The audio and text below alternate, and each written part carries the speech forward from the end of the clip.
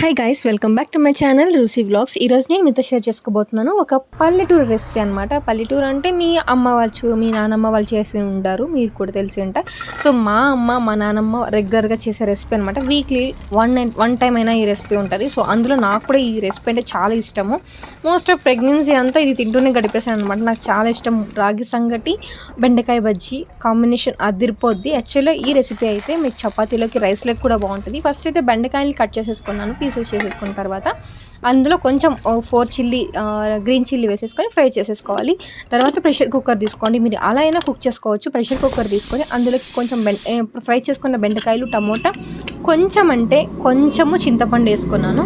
ఒక 2 విజిల్స్ రానివ్వండి. 2 విజిల్స్ రానిచ్చిన తర్వాత చల్లారాక మనం మెదుపుకోవాలి. నా దగ్గర పోపు గత్తి లేదు. సో ఇలాంటి అంటే మనం దంచుకుంటాం కదా, దానికి ఉన్న హ్యాండిల్ని యూజ్ చేసేసి నేను మెదుపుకుంటున్నాను అనమాట. సో ఇలా మెదిపిన తర్వాత మనం పోపు పెట్టేసుకోవాలి. పోపులకి నార్మల్ యాజ్ యూజువల్. ఇక్కడైతే క్లిప్ మిస్ అయింది, ఆయిల్ అంతా యాడ్ చేయడము. సో ఫస్ట్ ఆయిల్ యాడ్ చేసేసాను, కరివేపాకు, సాసవులు, తర్వాత కొంచెం స్పైస్ కావాలనుకుంటే చేస్తాను కాబట్టి కొంచెం తక్కువ క్వాంటిటీ చేస్తానమాట. అండ్ పసుపు కొంచెం వేసుకోవాలి. ఆ తర్వాత ఏమేస్తుంటే మసాలా పౌడర్ అనమాట. ఇది మా అమ్మ, నానమ్మ కాలం నుండి చేసే టైప్ మసాలా పౌడర్ చేస్తామన్నమాట. మేము ఇంట్లో చేసుకున్నది మా అత్త నాకు పంపించింది. సో అదే కొంచెం 1 టేబుల్ స్పూన్ యాడ్ చేశాను అనమాట. ఇందులోకి చాలా ఇంగ్రీడియంట్స్ వేస్తారు, అది కొలతల ప్రకారం వేసి చేస్తారనమాట. పప్పుకు కానివ్వచ్చు, మేము ఇలాంటి కూరలకు రెగ్యులర్గా వాడతామన్నమాట. ఆ రెసిపీ ఎప్పుడైనా మీతో షేర్ చేసుకుంటాను ఫర్దర్ వీడియోస్లో.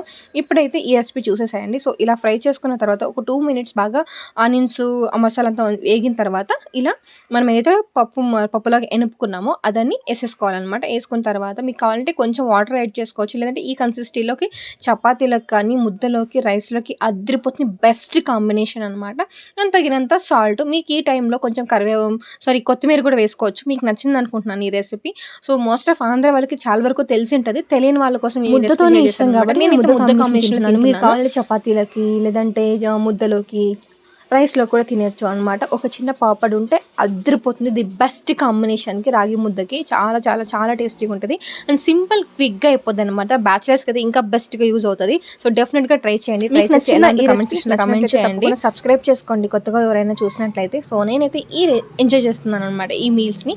సో మరి మీరు కూడా ట్రై చేసి మీరు కూడా ఎంజాయ్ చేసేయండి. Thank you so much for watching.